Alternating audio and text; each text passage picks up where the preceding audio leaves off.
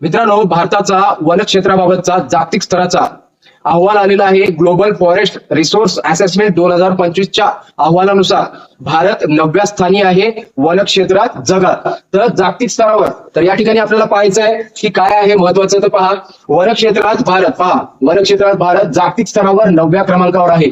नुकतीच अपडेट आहे चालू घडामोडीमध्ये. तर या ठिकाणी आपल्याला पाहायचं आहे की भारत हा वन क्षेत्रात काय जागतिक स्तरावर 9व्या क्रमांकावर पोहोचलेला आहे.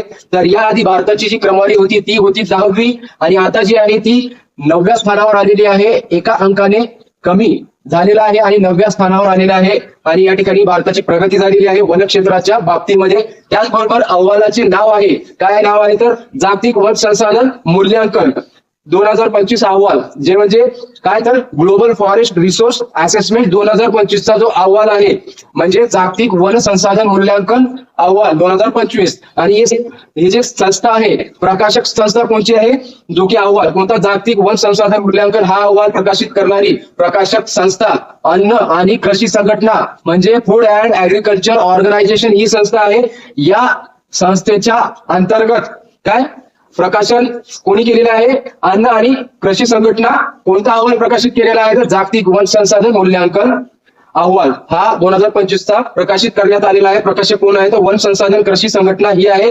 आणि अत्यंत महत्वाचं आहे ते म्हणजे वन क्षेत्राच्या एकूण क्षेत्रफळानुसार भारताचा क्रमांक जागतिक क्रमवारीत कितवा लागतो, 9वा, म्हणजे जगात 9वा क्रमांक लागतो. त्याचबरोबर दुसरा जो पॉईंट आहे अत्यंत महत्वाचा, परीक्षेमध्ये विचारला जाऊ शकतो चालू घडामोडीमध्ये. तर या ठिकाणी पहा, वन क्षेत्रात काय वनक्षेत्र वाढीच्या बाबतीमध्ये भारताचा क्रमांक लागतो जगामध्ये कितवा, तिसरा.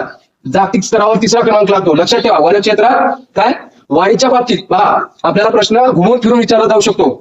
या ठिकाणी काय म्हटलेलं आहे तर वनक्षेत्राच्या एकूण क्षेत्रफळानुसार भारताचा जागतिक स्तरावर पहा 9वा क्रमांक लागतो.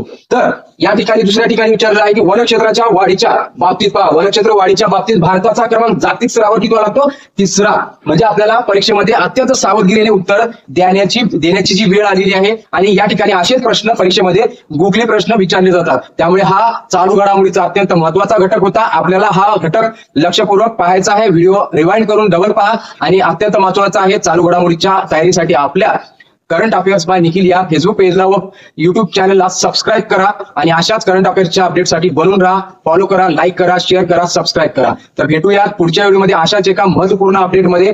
तर धन्यवाद. जय हिंद, जय महाराष्ट्र.